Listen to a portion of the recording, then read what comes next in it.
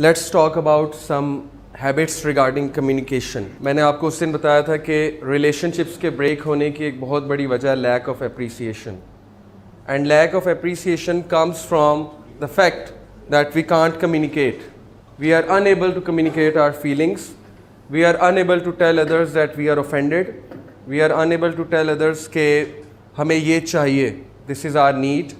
Okay, so communication is very important when it comes to success.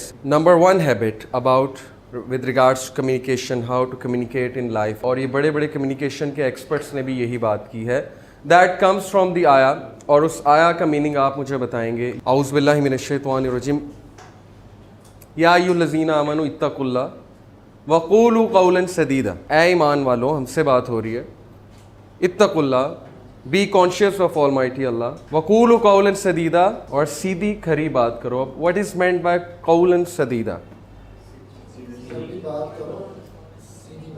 सीधी बात क्या है?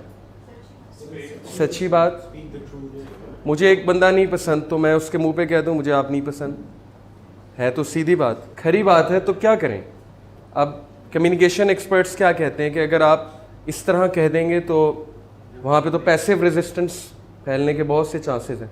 अगर वो आपका जूनियर है, डायरेक्ट रेजिस्टेंस तो नहीं करेगा बट पैसिव तो करेगा ना, घर जाके गालियाँ निकालेगा। व्हाट एग्जैक्टली इज कौलन सदीदा?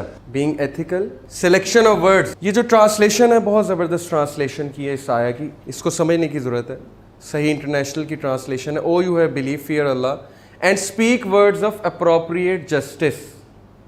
व्हेन यू स्पीक तो अपने वर्ड्स को नाप तोल लो।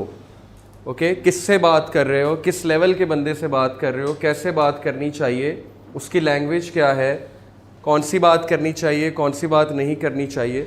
All these things come under कौलन सदीदा। What does this picture show you? Footnote क्या होता है? Some people are very literal, okay, they take things very literally.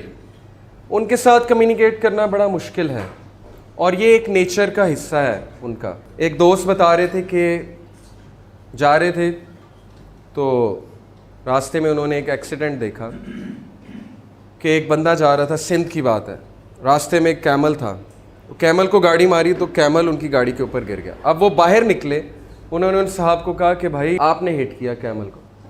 उन्होंने कहा भाई मैंने नहीं किया, मेरी गाड़ी ने किया।